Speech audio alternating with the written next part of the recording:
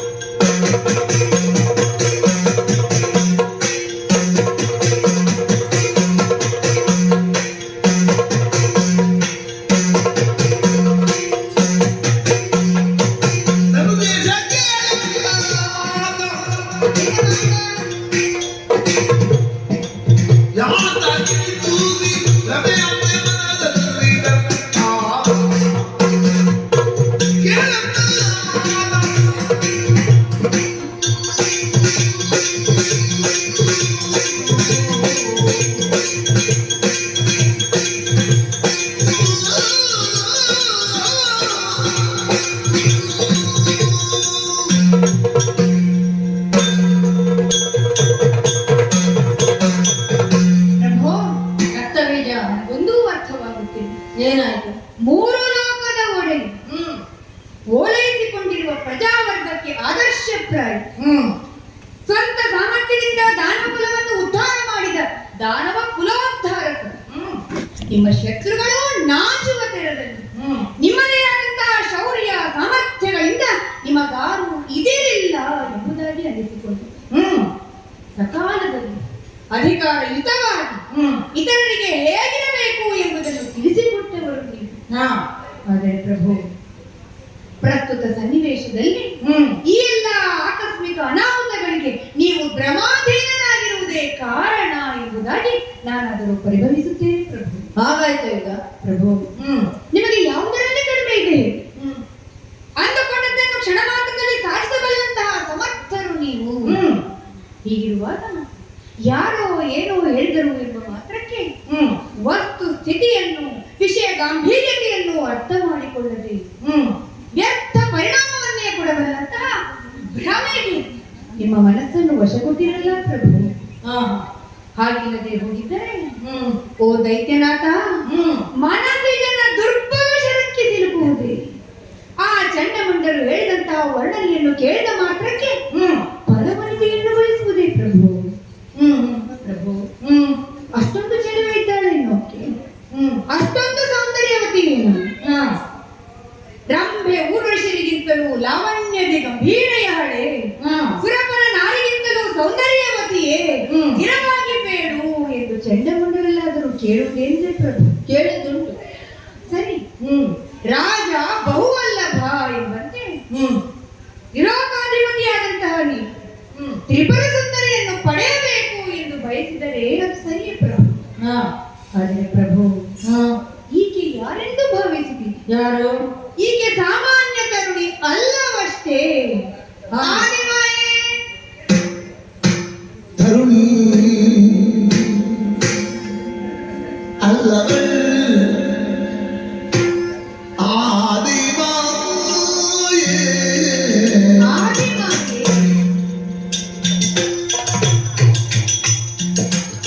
ತರುಣಿ ಅಲ್ಲವೇ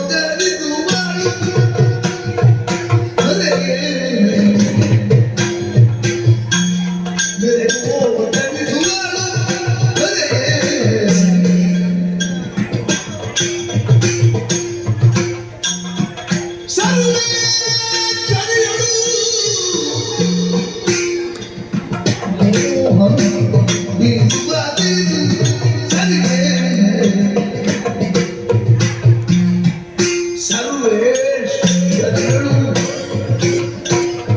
ಮೋಹ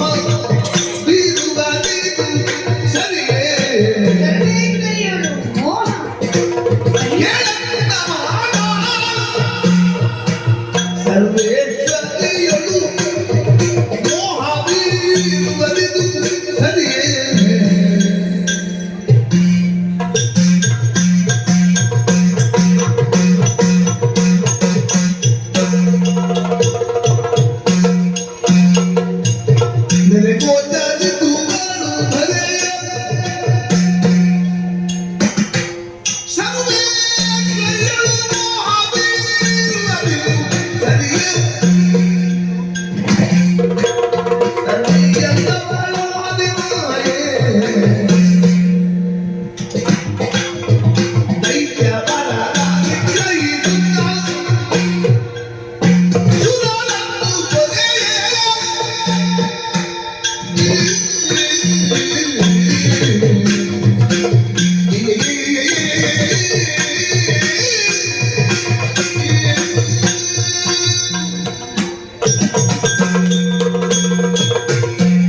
ಪ್ರಭು, ರಕ್ತಬೀಜ.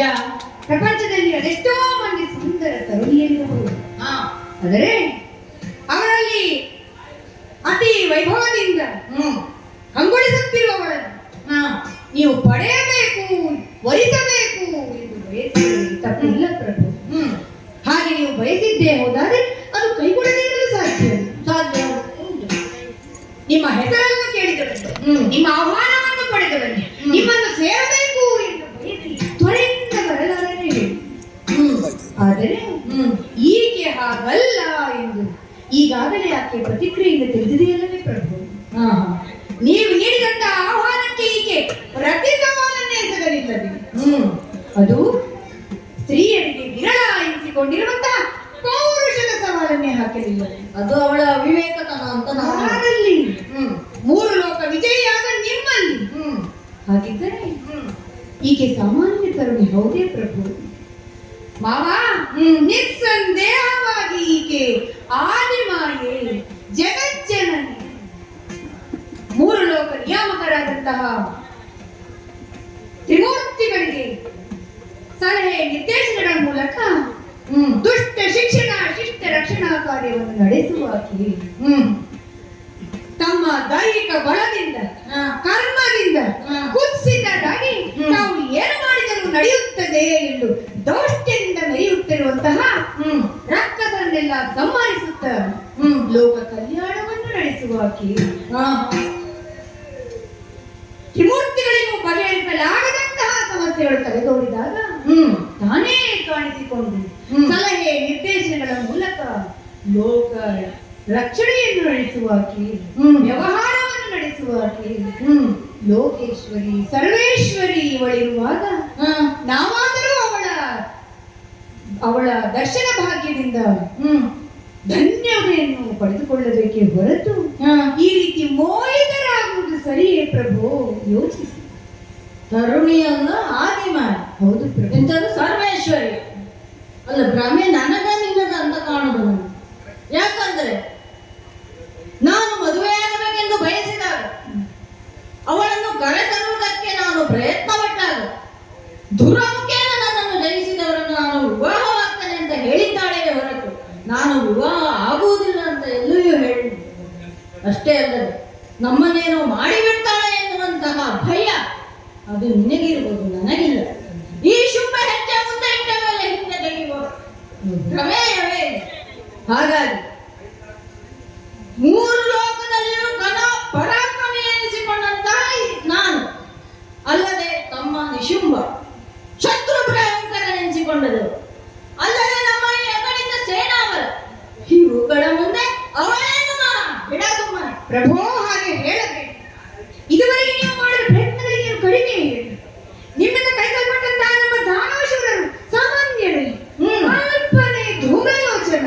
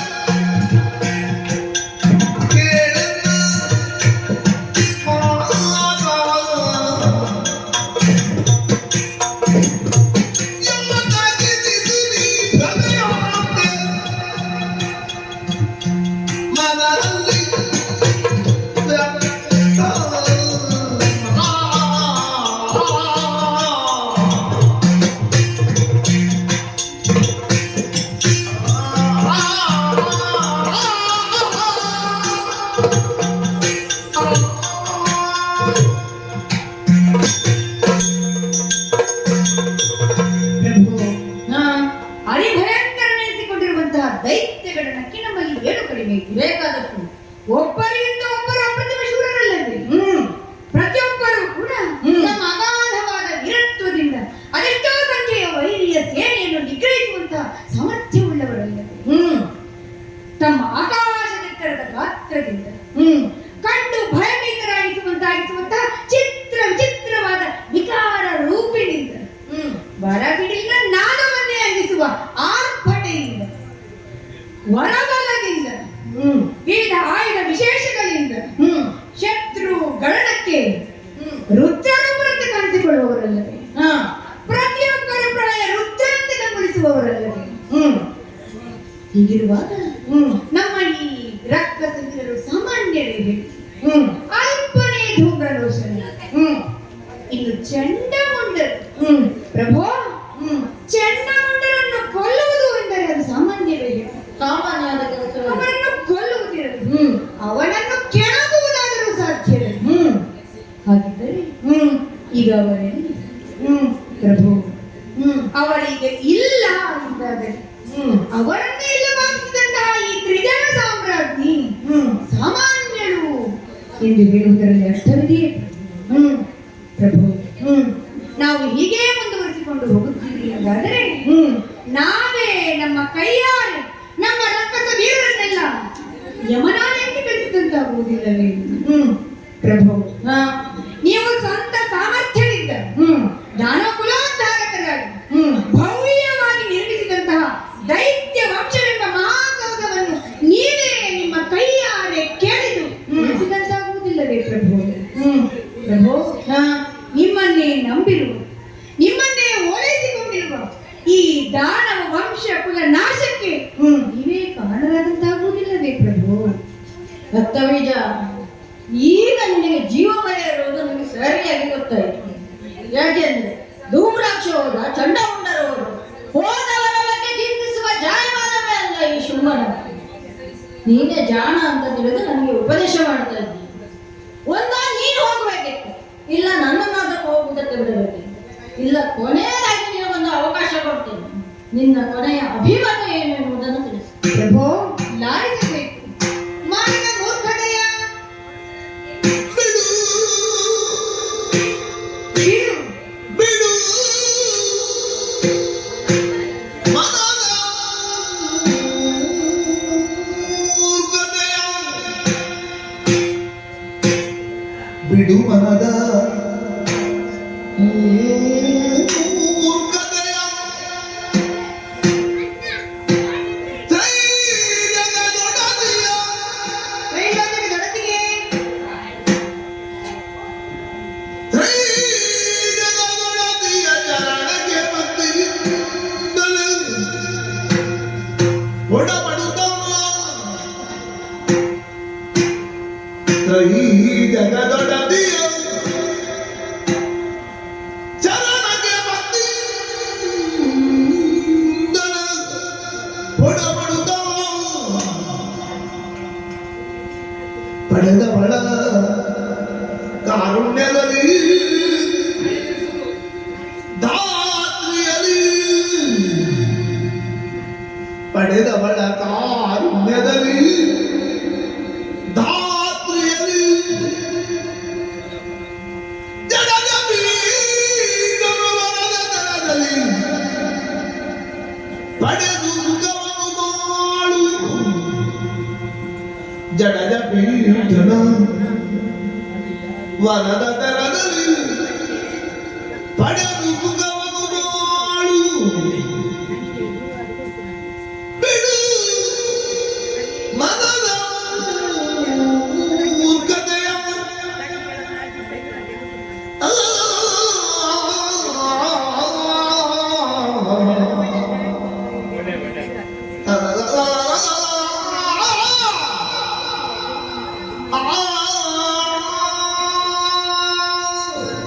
ಪ್ರಭು, ರಕ್ತಬೀಜ, ಮನದ ಮೂರ್ಖತೆಯನ್ನು ಬಿಟ್ಟು ಬಿಡಿ. ಹ್ಮ್ ಈ ತಾಯಿಯ ಮಹಿಮೆಯನ್ನು ಅರಿತುಕೊಂಡವಳಾಗಿ ಆಕೆಯ ಪಾದ ಪದ್ಮಗಳಿಗೆ ವಂದಿಸುತ್ತಾಳೆ. ಅವಳ ಕರುಣೆಯಿಂದ ಧಾತ್ರಿಯನ್ನಾದಳು. ಛೇ, ಪ್ರಭು, ಹ್ಮ್ ದೀಪ ಕೆಳಗೆ ನಿಂತು ಬರುವಂತಹ ದುಂಬಿಗಳಾಗಿ ರೆಕ್ಕೆಗಳನ್ನು ಸುತ್ತಿಕೊಳ್ಳುವುದು ಬೇಡ ಪ್ರಭು, ಬೇಡ.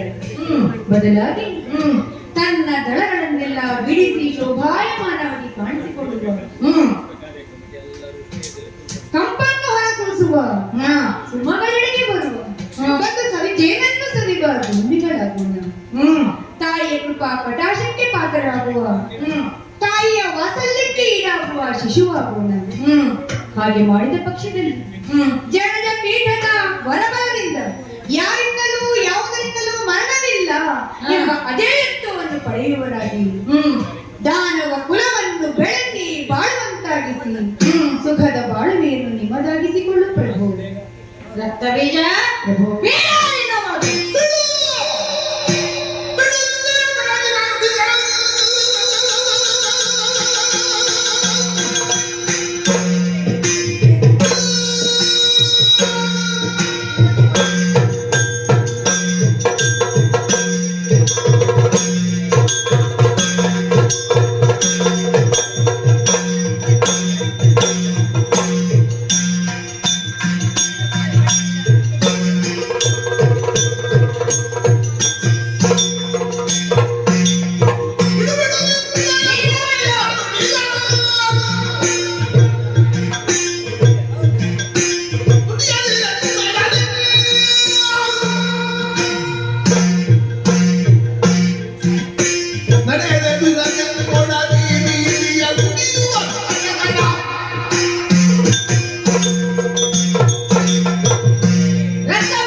ಪ್ರಭು. ನಿಲ್ಲಿಸಲಿಲ್ಲ ಮಾತನ್ನು. ಸುಮ್ಮನೆ ಹರಡುವವನಲ್ಲ, ಅಗತ್ಯವಿಲ್ಲದೆ ಮಾತಾಡುವವನಲ್ಲ ಅಂತ ಮಾತಾಡಲಿಕ್ಕೆ ಅವಕಾಶ ಮಾಡಿಕೊಟ್ಟೆ. ಮೊದಲು ನಯವಾಗಿ ಪ್ರಾರಂಭಿಸಿ ನನ್ನ ವಿರೋಧವಾದ ಮಾತುಗಳನ್ನೇ ಮಾತನಾಡ್ತಾ ಇದ್ದೇವೆ. ಇದುವರೆಗೆ ನನ್ನಿಂದ ಕಳುಹಿಸಲ್ಪಟ್ಟವರು ಒಂದು ಎದುರು ಮಾತನಾಡದೆ ಸೋಮನಿಷ್ಠೆಯಿಂದ ತಮ್ಮ ಕರ್ತವ್ಯವನ್ನು ಪಾಲಿಸಿದರು. ಆದರೆ ನೀನು ಮಾತ್ರ ನೀನೇ ಜಾಣ ಅಂತ ತಿಳಿದು ನನಗೆ ಉಪದೇಶ ಮಾಡ್ತಾ ಇದ್ದರು. ನಮ್ಮನ್ನು ನಮ್ಮ ಶ್ರೇಷ್ಠತೆಯನ್ನು ಚೆನ್ನಾಗಿ ತಿಳಿದವನಿ ಏನಂತೆ ಹೋಗಿ ಹೋಗಿ ಒಂದು ಹೆಣ್ಣಿಗೆ ಪುಟ ಕೊಡುವುದು ಹೇಳುವ ನಿನ್ನ ಮಾತಿಗೆ ಅರ್ಥವಿದೆ ಹೇಳು. ನೀನು ಇಂತಹ ಹೇಳಿ ಅಂತ ನಾನು ತಿಳಿದುಕೊಂಡಿರಲಿಲ್ಲ. ರಕ್ಕಸ ಕುಲಕ್ಕೆ ಕಳಂಕಪ್ರಾಯವಾಗಿ ಹೋದೆ ನೀನು. ಎಷ್ಟಾದರೂ ನಮ್ಮ ಅಳಿಯನಲ್ಲವೇ, ಒಳಗೆ ತಿಂದಿದ್ದುಕೊಂಡು ಸುಖವಾಗಿರು. ನನಗೆ ಉಪದೇಶ ಮಾಡಬೇಡ, ಮುಖ ತೋರಿಸಬೇಡ, ಹೊರಟೋಗು. ಪ್ರಭು ನನ್ನನ್ನು ಹೇಳಿ ಎಂದು ಈಗಲೇ ಹೇಳಿ.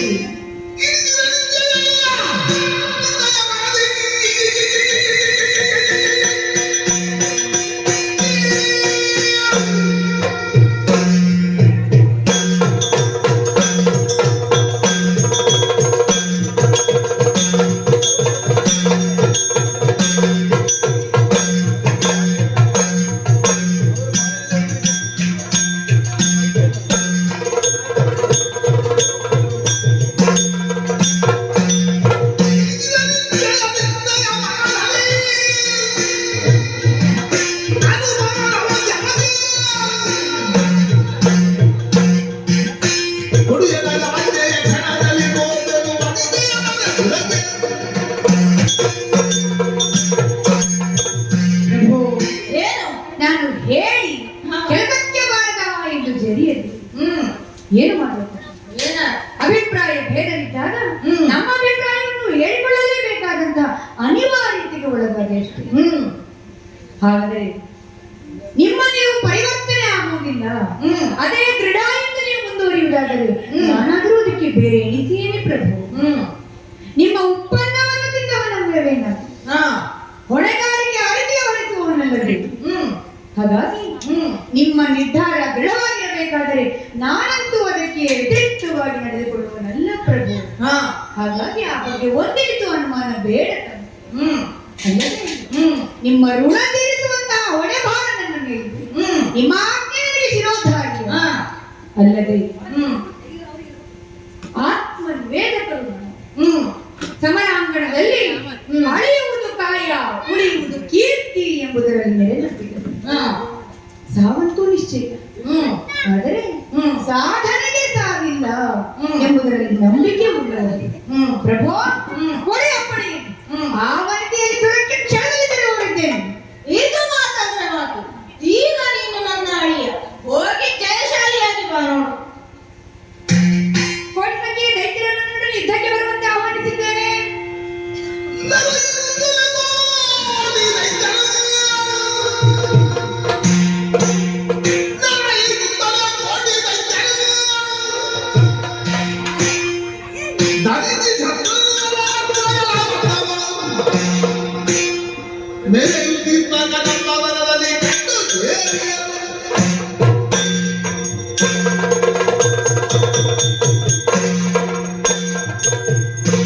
ಒಡೆಯನ ಅಪ್ಪಣೆಯನ್ನು ಪಡೆದಿದ್ದೇನೆ. ಕೋಟಿ ಸಂಖ್ಯೆಯ ದೈತ್ಯರನ್ನು ನೋಡಲು ಯುದ್ಧಕ್ಕೆ ಬರುವಂತೆ ಆಹ್ವಾನಿಸಿದ್ದೇನೆ. ವಿವಿಧ ಆಯುಧಗಳನ್ನು ಸಿದ್ಧಪಡಿಸಿಕೊಂಡಿದ್ದೇನೆ. ತಡ ಮಾಡುವುದಲ್ಲ, ಹೇಳುತ್ತೇನಂತೆ ಆಹ್ವಾನಕ್ಕಾಗಿ.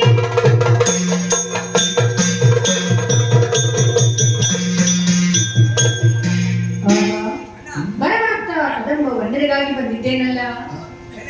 ಎಷ್ಟೊಂದು ಶಾಂತವಾದ ವಾತಾವರಣ.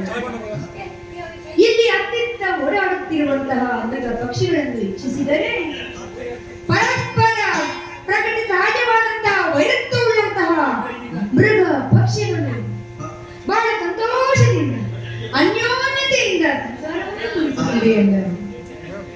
ಹುಲಿಯೊಂದು ಹುಲ್ಲೆಯೊಂದಿಗೆ, ಆನೆಯೊಂದು ಸಿಂಹದೊಂದಿಗೆ, ಹೀಗೆ ಪ್ರಕೃತಿ ಸಹಜವಾದಂತಹ ವೈರತ್ವವನ್ನೆಲ್ಲ ಮರೆತು ಬಹಳ ಸಂತೋಷದಿಂದ ಜೊತೆ ಜೊತೆಯಾಗಿ ಆಡುತ್ತಿವೆ ಎಂದರು. ಇಂತಹ ಒಂದು ವಾತಾವರಣವನ್ನು ನಾನು ಇಲ್ಲಿ ಕಾಣುತ್ತಿದ್ದೇನೆ ಎಂದಾದರೆ ನಾನು ಅರಿಸಿಕೊಂಡು ಬಂದಂತಹ ಆ ತ್ರಿಜನ ಸಾಮ್ರಾಜ್ಞಿ ಇಲ್ಲಿಯೇ ಇರಬೇಕಲ್ಲ. ಕೊಡುತ್ತೇನಂತೆ. ಅದೋ ಅಲ್ಲಿ ದಿವ್ಯವೂ ಭವ್ಯವೂ ಆದಂತಹ ಉಯ್ಯಾಲೆಯಲ್ಲಿ ತೂಗುತ್ತಾ ಆಡುತ್ತಾ ಇರುವಂತಹ ಜಗನ್ಮಾತೆಯನ್ನು ಕಾಣಿಕೊಳ್ಳುತ್ತಿದ್ದೇನಲ್ಲ. ನನ್ನ ಕಣ್ಣುಗಳನ್ನು ನಾನೇ ನಂಬಲಾಗುತ್ತಿಲ್ಲ. ಇರಲಿ, ಹತ್ತಿರ ಹೋಗುತ್ತೇನಂತೆ, ಅವಳಲ್ಲಿ ಮಾತನಾಡುತ್ತೇನಂತೆ.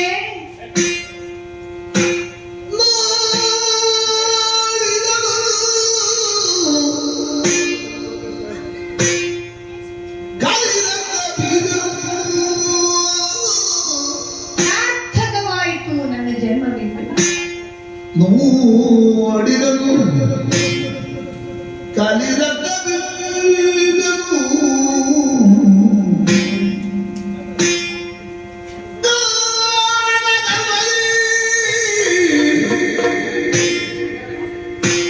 ಕುಳಿತ ಶಿವೆಯನು ನೋಡಿದನು ಗಾಢ ಗಲೂಬದಿ ಕುಳಿತ ಶಿವೆಯನು ನೋಡಿದನು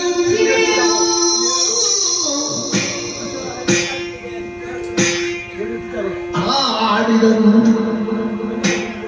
ತನ್ನೊಳಗೆ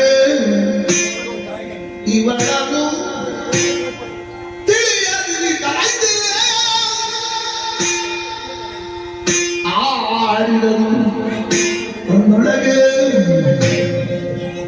ಇವಳನ್ನು ತಿಳಿಯದಿರಿ ಕಲಾಯ್ತೆ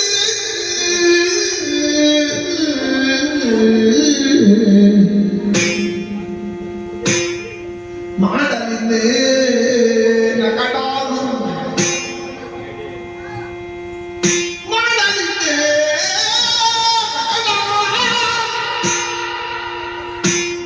ಶುಂಭನ ಕೂಡೆ ಮಾಡಿ ಬಂದಿ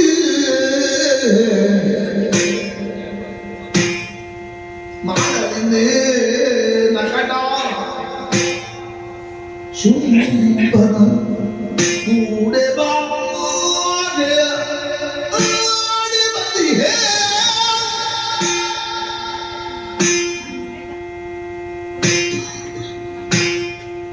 ಕೇಳು ಇವಳಿಗೂ ಭಕ್ತ ಕೇಳು ಇವಳು ಭಕ್ತ ಆದರೂ ನುಡಿಸಿದ ಬೆದರಿತ ಮಾಡಲಿಲ್ಲೇ ನಕಟ ಶುಂಭನ ಕೂಡೆ ಭಾಷೆಯ ಮಾಡಿ ಬಂದಿ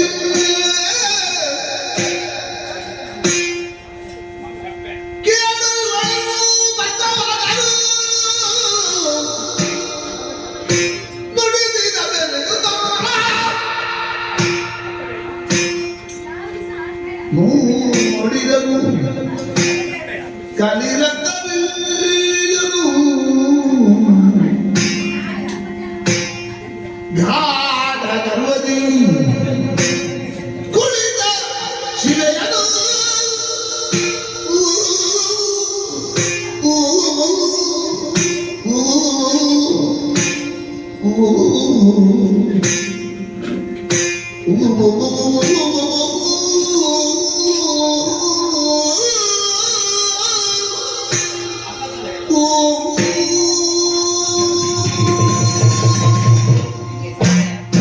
ಈ ರಕ್ತಬೀಜದ ಜನ್ಮವು ಹೀಗೆ ಸಾರ್ಥಕವಾಯಿತು. ಗಗನದೆತ್ತರಕ್ಕೆ ಚಾಚಿರುವ ಕನಕ ಉಯ್ಯಾಲೆಯಲ್ಲಿ ತೂಗುತ್ತಾ ಆಡುತ್ತಾ ಇರುವ ಜಗನ್ಮಾತೆಯನ್ನು ಕಾಣುತ್ತಿದೆ. ಈ ಉಯ್ಯಾಲೆಯ ತುದಿಯಲ್ಲಿ ಆದಿಯಲ್ಲಿ ಎಂಬುದನ್ನು ಅರ್ಥ ಮಾಡಿಕೊಳ್ಳುವುದು ಅಸಾಧಾರಣ ಎಂದಾದರೆ ಇವಳೇ ಆದ್ಯಂತರ ಮೂರು ಮೂರ್ತಿಗಳು ಹಾಗೂ ದೇವತೆಗಳ ಮುಖಗಳಿಂದ ಹೊರಗಿಡಲ್ಪಟ್ಟಂತಹ ತೇಜಸ್ಸೆಲ್ಲವೂ ಒಟ್ಟು ಸೇರಿ ನಾರಿ ರೂಪವನ್ನು ತಾಳಿ ಗಗನ ಮಧ್ಯದಲ್ಲಿ ಕಾಣಿಸಿಕೊಂಡವಳಲ್ಲವೇ ಕೂಳಮಹಿಷಾಸುರನ ವಧೆಗಾಗಿ ಆವಿರ್ಭವಿಸಿದವಳಲ್ಲವೇ ಹರಿಹರ ಬ್ರಹ್ಮರ ಅನ್ನದಿಂದ 30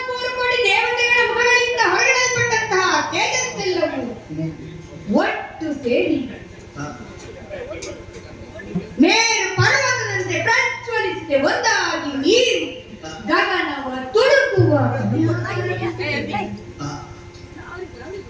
ಹರನ ತೇಜಸ್ಸಿನಿಂದ ಮುಖವು ಮುರಾರನ ಮಂಗಳಕರ ಕಾಂತಿಯಿಂದ ಮೆರವನಳಿ ತೋಳುಗಳು ಕಮಲ ಸಂಭವನ ಮುಖದಿಂದ ಹೊರಡಲ್ಪಟ್ಟಂತಹ ತೇಜಸ್ಸಿನಿಂದ ಮೆಲ್ಲಕರದಂತ ಪಂಕ್ತಿಗಳು ಆದುವಂತೆ ಯಮನ ತೇಜಸ್ಸಿನಿಂದ ತಲೆಗೂದಲು ಸೂರ್ಯ ಅಗ್ನಿ ಚಂದ್ರರ ಕಳೆಯಿಂದ ಕಣ್ಣುಗಳು ವಸುಗಳ ತೇಜಸ್ಸಿನಿಂದ ಹಸ್ತಗಳು ನಿರ್ಜಲರ ಕಾಂತಿಯಿಂದ ಅವಯವಗಳು ಹೀಗೆ ನಾರಿ ರೂಪವನ್ನು ಅವಯವವನ್ನು ಪಡೆದವಳಾಗಿ ದೊಡ್ಡ ಶಿಕ್ಷಣ ಕಾರ್ಯವನ್ನು ನಡೆಸುವಾಕೆ ನೀಕೆ ಸರ್ವೇಶ್ವರಿ ಸರ್ವಾತ್ಮಿಕೆ ಸರ್ವಶಕ್ತರೇ ಅಮ್ಮ ನಿನ್ನನ್ನು ಅರ್ಥ ಮಾಡಿಕೊಳ್ಳಬೇಕು ನೊಡೆಯ ಶುಭಾಸುರ ಕೆಟ್ಟ ತಾಯಿಗೆ ತಾಯಿ ನಿನ್ನನ್ನು ನಾನು ಸಂಪೂರ್ಣವಾಗಿ ಅರ್ಥೈಸಿಕೊಂಡಿದ್ದರು ನನ್ನೊಡೆಯನ ಅಧೀನದಲ್ಲಿರುವಂತಹ ಆ ನನ್ನ ಕೆಲಸವನ್ನು ಮಾಡಿಕೊಳ್ಳಲೇಬೇಕಾದಂತಹ ಅನಿವಾರ್ಯತೆಗೆ ಒಳಗಾಗಿದ್ದೇನೆ ನಾನು. ಆದರೆ ಒಂದು ಸತ್ಯ ಒಂದು ಸಮಾಧಾನ ನಿನ್ನನ್ನು ಒಲಿಸಿಕೊಳ್ಳುವುದು ಶುಂಭ ದೈತ್ಯನ ಆಳತೆಯಲ್ಲಿರುವಂತಹ ಅಧೀನದಲ್ಲಿರುವ ನನಗೆ ಸಾಧ್ಯವಾಗದಿದ್ದರು ನಿನ್ನಲ್ಲಿ ವೈರತ್ವವನ್ನು ಕಟ್ಟಿಕೊಂಡು ನಿನ್ನಿಂದಲೇ ಅಸುನೀಗಿದ್ದೇನಲ್ಲ ಸಾಕು ಅದು ನನಗೆ ಸಾಕು. ಹೌದು ಇನ್ನೂ ಆಲೋಚಿಸಿದ್ದೇನೆ ಆಕೆಯಲ್ಲಿಯೇ ಮಾತನಾಡಿ ನಾನು ನನ್ನ ಕಾರ್ಯವನ್ನು ಆಕೆಯಲ್ಲಿ ಅರ್ಹುತ್ತೇನಂತೆ ಓ ಏನಾಂತ ನಿಭಾವಟ್ರೆ ಏನಾಂಗ ನಿಭಾವಟ್ರೆ ಲೋಕಮಾತೆ ನೀವೇ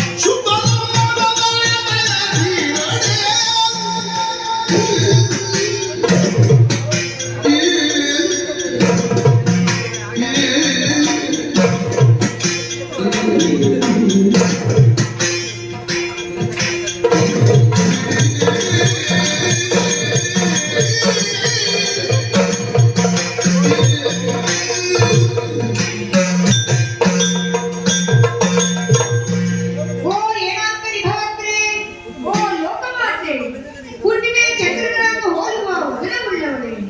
ಅಮ್ಮ, ನನ್ನೊಡೆಯನಾದಂತಹ ಶುಂಭದೈತ್ಯನ ಆಣತಿಯಂತೆ ಬಂದವನ ಆತನ ಆಸ್ಥಾನದಲ್ಲಿ ಪ್ರಮುಖನು, ಸಂಬಂಧದಲ್ಲಿ ಅಳಿಯನೂ ಆಗಿರುವಂತಹ ನಾನು ರಕ್ತ ಬೀಜ ನಮಾಂಕಿತನಾಗಿದ್ದೇನೆ. ಅಮ್ಮ, ಸ್ತ್ರೀಗಳ ತಲ್ಲರನಾದಂತಹ ನನ್ನೊಡೆಯ ಯಾವುದರ ಬೇಕಾದರೂ ಆಸೆ ಪಟ್ಟು ಇಚ್ಛೆ ಇಟ್ಟು ಅದು ಬೇಕು ಎಂದು ಬಯಸಿದರೆ ಅದನ್ನು ಕೊಡಲೇ ಸಿದ್ಧ ಎಂಬ ಹಠವುಳ್ಳವನಾಗಿದ್ದಾನೆ. ತಾಯಿ, ಅಷ್ಟು ಮಾತ್ರವಲ್ಲ, ಅದನ್ನು ಸಾಧಿಸಿಕೊಳ್ಳುವಂತಹ ಛಲದಲ್ಲಿದ್ದಾನೆ. ತಾಯಿ, ಈಗ ಆತ ಬಯಸಿದ್ದಾದರೂ ಏನು ಗೊತ್ತು ಅಮ್ಮ, ಈಗ ಆತ ತಮ್ಮನ್ನು ಬಯಸಿದ್ದಾನೆ. ಮಾತ್ರವಲ್ಲ, ಅದನ್ನು ಸಾಧಿಸುವಂತಹ ಛಲದಲ್ಲಿದ್ದಾನೆ. ನೀವಾದರೂ ಅಪ್ರತಿಮ ಸೌಂದರ್ಯದಿಂದ ಕಂಗೊಳಿಸುತ್ತಿರುವುದರಿಂದ ಆತನ ಆಕರ್ಷಣೆಗೆ ಒಳಗಾಗಿದ್ದೀರಿ. ಹೀಗಿರುವಾಗ ಸಾನುರಾಗದಿಂದ ಒಪ್ಪಿ ಅವನನ್ನು ವರಿಸುವುದನ್ನು ಬಿಟ್ಟು ನಿಮಗೇಕೆ ಈ ಪೌರುಷದ ಪಂಥ? ದುರಮುಖೇಣವೇ ತೀರ್ಮಾನವಾಗಬೇಕು ಎಂಬ ಪಾಠ. ತಾಯಿ, ಮೂರು ಲೋಕ ವಿಜಯಿಯಾದ ಆಗಲೇ ನಿಮ್ಮ ರಕ್ಷಣೆಗೆ ಹೊರಟಿರುವಾಗ ಇದರ ಅವಶ್ಯಕತೆ ಅದು ನಿಮಗೆ ಏನಿದೆ? ಹಾಗೆ ನೀವು ಬಯಸಿದ್ದೇ ಯಾವುದಾದರೆ ಅದು ವ್ಯರ್ಥವಾಗುವುದಿಲ್ಲವೇ? ಗಾಳಿಯೊಂದಿಗೆ ಗುದ್ದಾಟ ಸಾಧ್ಯವಿಲ್ಲದವ ವಜ್ರದ ಕಂಬಕ್ಕೆ ತಲೆಕೊಟ್ಟಂತಾಗುವುದಿಲ್ಲವೇ? ಅಮ್ಮ, ಒಂದು ಮಾತು, ನಿಮ್ಮ ಯಾವ ಸಾಹಸವು ಯಾವ ಪೌರುಷವು ನನ್ನ ಒಡೆಯನಿರುವುದಿಲ್ಲ.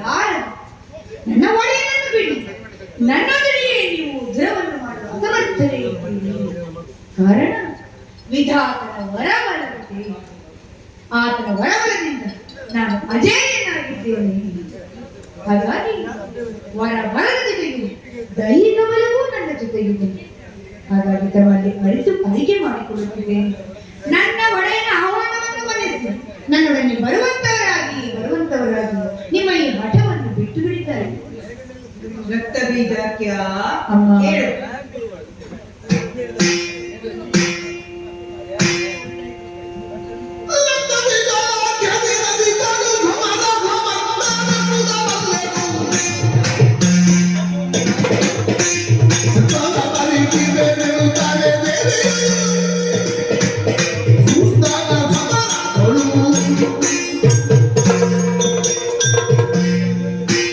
ರಕ್ತ ಬೀಜ, ನೀನು ವಿವೇಕವಂತ ಜ್ಞಾನವಂತ ಎಂಬುದನ್ನು ನಾನು ಚೆನ್ನಾಗಿ ಬಲ್ಲವನಾಗಿದ್ದೇನೆ. ಆದರೆ ಏನು ಮಾಡುವುದು ಹೇಳು? ನೀನು ಇರುವುದಾದರೂ ಎಲ್ಲಿ? ಆ ದುಷ್ಟರ ಸಂಘದಲ್ಲಿ, ಆ ದುಷ್ಟರಾದ ಶುಂಭಾಸುರನ ಆಸ್ಥಾನದಲ್ಲಿ ನೀನೂ ಒಬ್ಬನಾಗಿದ್ದು, ದುಷ್ಟರ ಸಂಘದಲ್ಲಿ ಇದ್ದವನು ದುಷ್ಟನೇ ಆಗಿರುತ್ತಾನೆ. ಹಾಗಾಗಿ ನಿನ್ನ ಶಕ್ತಿ ಸಾಮರ್ಥ್ಯ ಯಾವುದೂ ಪ್ರಯೋಜನಕ್ಕೆ ಬರುವುದಿಲ್ಲ.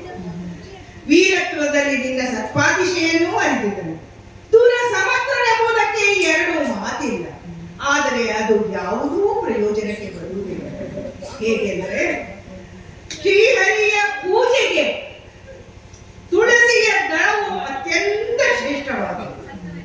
ಆ ತುಳಸಿಯ ಗಿಡವು ಸ್ಮಶಾನದಲ್ಲಿ ಹುಟ್ಟಿತು ಎಂದಾದರೆ ಅದರ ದಳವನ್ನು ತಂದು ಶ್ರೀಹರಿಯ ಪಾದಕ್ಕೆ ಒಪ್ಪಿಸಲು ಸಾಧ್ಯವೇ? ಅದು ನಿರರ್ಥಕವಾಗಿ ಹೋಗುವುದಿಲ್ಲವೇ? ಹಾಗಾಯಿತು ನಿನ್ನ ಪರಿಸ್ಥಿತಿ. ಆದ್ದರಿಂದ ನೀನು ನಿನ್ನ ಸಾಮರ್ಥ್ಯ ಯಾವುದೂ ನನ್ನೆದುರಿಗೆ ಪ್ರಕಾಶಕ್ಕೆ ಬರುವುದಿಲ್ಲ. ಅದು ಮಾತ್ರವಲ್ಲದೆ ನೀನು ಮನಸ್ಸಿಲ್ಲದ ಮನಸ್ಸಿನಿಂದ ನಿನ್ನ ಒಡೆಯನ ಮಾತಿಗೆ ಮೀರಲು ಅಡ್ಡಿ ಮಾಡದೆ ಅವನ ಅನತಿಯ ಮೇರೆಗೆ ನೀನು ನನ್ನೊಡನೆ ಯುದ್ಧಕ್ಕೆ ಬಂದಿರುವೆ. ಆ ನಿನ್ನ ಒಡೆಯನಾದರೂ ಕಾಲಕ್ಕೆ ನನ್ನೊಡನೆ ಯುದ್ಧಕ್ಕೆ ಬಂದು ಯುದ್ಧವನ್ನು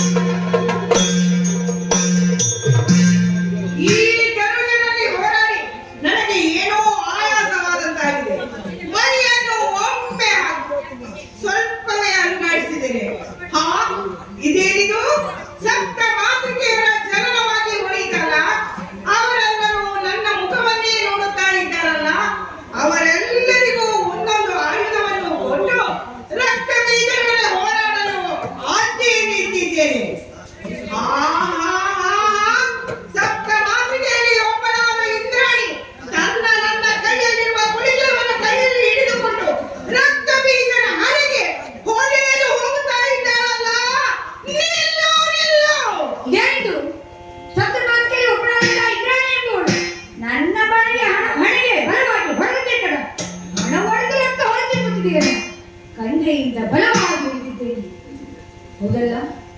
ವಿಧಾತನ ವರವಲ್ಲವೇ?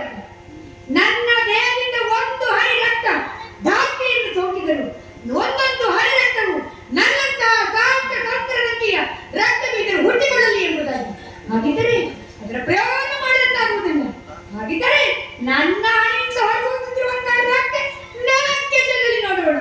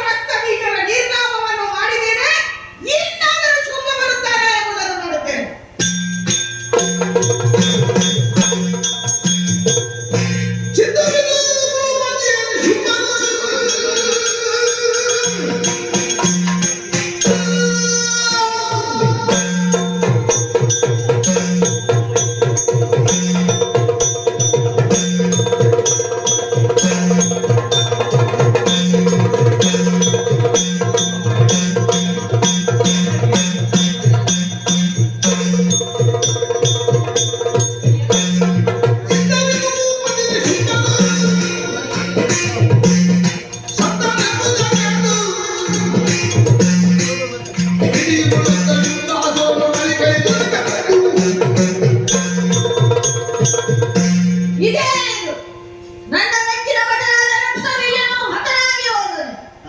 ಇದರಿಂದ ಕತಿಗೊಂಡಂತಹ ನಾನು ನನ್ನ ತಮ್ಮ ನಿಶುಂಭನನ್ನು ಕಳುಹಿಸಿದರೆ ಅವನು ಕೂಡ ಧರೆಗುರುಳಿದನೆ. ಇಲ್ಲ ಇಲ್ಲ, ಇನ್ನು ಸಾಧ್ಯವಿಲ್ಲ. ಆ ಹೆಣ್ಣಿನ ಸೊಕ್ಕನ್ನು ಮುರಿಯಲೇಬೇಕು. ನಾನೇ ಕದಂಬವನ ನಡೆದಾಡುತ್ತೇನೆ.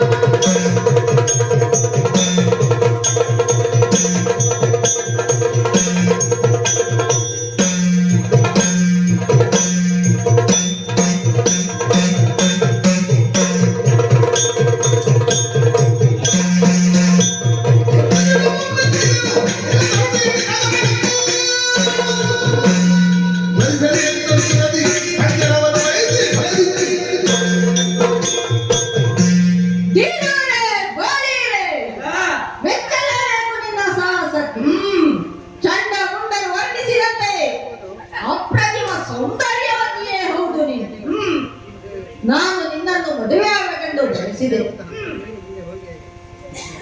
ಚಂಡಮುಂಡರ ವರ್ಣನೆಯನ್ನು ಕೇಳಿ ಮದುವೆಯಾಗಬೇಕೆಂದು ಬಯಸಿದರೂ ಕೂಡ ಅದು ತಪ್ಪಲ್ಲ ಎನ್ನುವುದು ನನ್ನ ಭಾವನೆ. ನೀನು ದುರವನ್ನು ಬಯಸಿದರೂ ಕೂಡ ಸಾಮದಿಂದ ನೀನು ನನ್ನನ್ನು ಒಲಿದು ಬರಬೇಕೆಂದು ಬಯಸಿದೆ.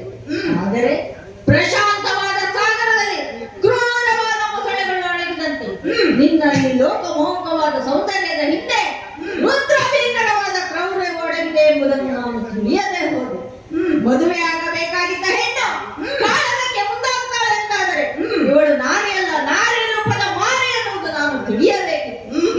ಅದು ನನ್ನ ಅರಿವಿಗೆ ಬರದೆ ಹೋದದರಿಂದ ನೀನು ನಿನ್ನ ಹಠವನ್ನು ಸಾಧಿಸಲು ಸಾಧ್ಯವಾಯಿತು. ಶುಂಭನಾಗಲಿ ಶಂಭುವಾಗಲಿ ಬರಲಿ ಎಂದು ಹೇಳಿ ಕಳಿಸಿದ್ದೆ ಅಲ್ಲ, ಬಂದು ನಿಂತಿದ್ದೇನೆ. ತರುಣಿಯಲ್ಲ ಆದಿಮಾಯ ಅಂದಿದ್ದ ರಕ್ತಬೀಜ, ನೀನು ಮಾಯೆಯ ಮಾಯಾವಿಯ ನೋಡಿಯೇ ಬಿಡ್ತೇನೆ. ನೀನು ಶುಂಭಾಸುರ, ನೀನು ಈಗ ತಾನೇ ಬಂದುದಲ್ಲವೇ? ಒಂದು